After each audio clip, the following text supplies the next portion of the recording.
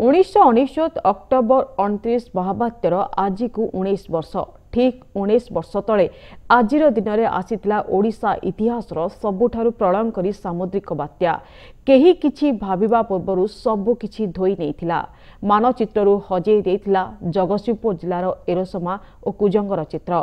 महाबात्या को 19 वर्ष पूरीछि सत मात्र महाबात्यार क्षत किंतु आज भी मनरु लिभि नाही।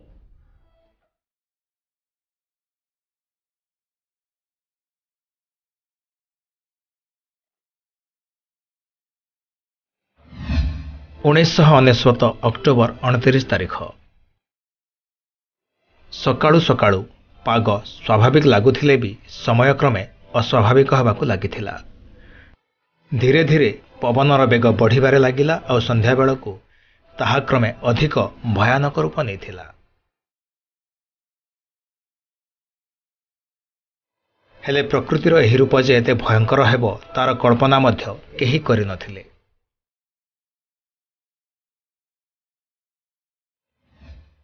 सेही दिन राति रे ही प्रकृति देखाई थिला तार कराल रूप आउ रातिक मध्य उजाड़ी देइथिला अनेक सुनार संसार।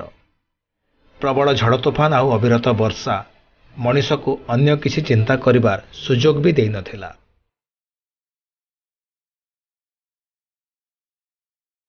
उन्नीस अक्टोबर 25 तारीख में बंगोपसागर में सृष्टि होइतिबा एक लघुचाप क्रमे घनीभूत होई ओडिशा आड़कू मुहाइथिला। हेले सही समय रे वैज्ञानिक ज्ञान कौशल सेतेटा आधुनिक नथिला। हुए तो सेथिपाई यार भयावहता संपर्क में लोक माने सेतेटा सचेतन होई पारि नथिले।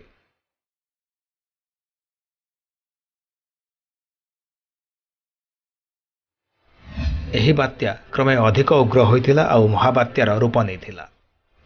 एहार प्रभाव रे पवनर बेग मध्य अस्वाभाविक भाव में घंटा प्रति 260 किलोमीटर को वृद्धि पाइथिला। सेथिपाई अनेक घरद्वार भांगी जीवा सह बड़ बड़ गछपत्र मध्य उपुड़ी पड़िथिला। पुणी समुद्र रे प्राय 22 फुट उच्चर जुआर आसीथिला एवं उपकूल अंचल को व्यापक मात्रा रे क्षतिग्रस्त करिथिला। ओडिशा उपकूलवर्ती जिला एवं अंचल रे एहार मात्रा अधिक रहिथिला।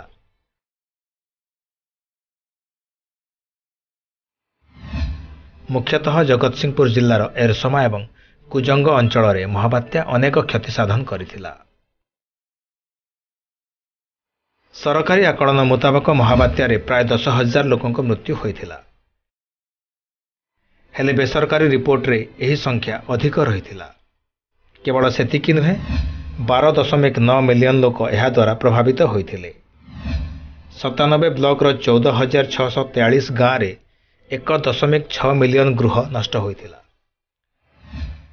18,420 हेक्टर चाष जमी रे पानी माड़ी जाई फसल नष्ट होइथिला एवं प्राय 4.5 लाख जीवजंतु महाबात्या रे प्राण हराइथिले।